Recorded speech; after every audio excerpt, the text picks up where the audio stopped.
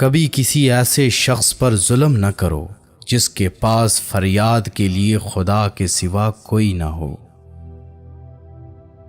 لوگوں سے یاد کرنے کا شکوہ مت کرو، کیونکہ جو انسان اپنے رب کو بھول سکتا ہے وہ سب کو بھول سکتا ہے۔ ہم بھی کتنے عجیب لوگ ہیں، نشانیاں محفوظ رکھتے ہیں اور لوگوں کو کھو دیتے ہیں۔ جب انسان اپنے رب پر اس قدر بھروسہ کر لیتا ہے کہ اس کے علاوہ کوئی بھی اس کی ضرورت پوری کرنے والا نہیں، تو اللہ بھی اپنے بندے کو مایوس نہیں لوٹاتا۔ دشمنی جم کر کرو، لیکن یہ گنجائش رہے کہ جب کبھی تم دوست ہو جاؤ تو شرمندہ نہ ہو۔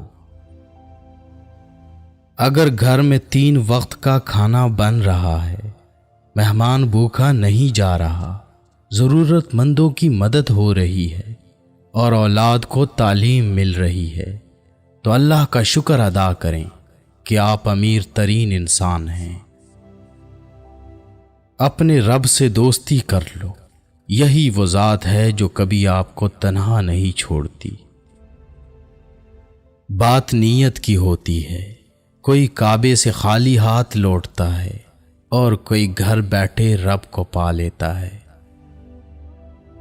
اگر آپ چاہتے ہیں کہ لوگ پیٹھ پیچھے آپ کی تعریف کریں تو فوراً فوت ہو جائیں، کیونکہ جیتے جی ایسا ہرگز ممکن نہیں۔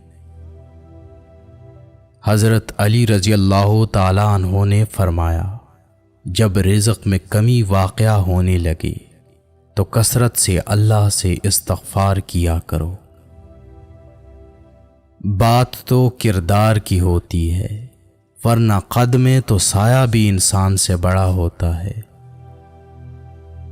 دنیا بڑی عجیب جگہ ہے، جب تک چلنا نہیں سیکھا ہوتا کوئی گرنے نہیں دیتا، اور جب چلنا سیکھ لیا جائے تو قدم قدم پر لوگ گرانا چاہتے ہیں۔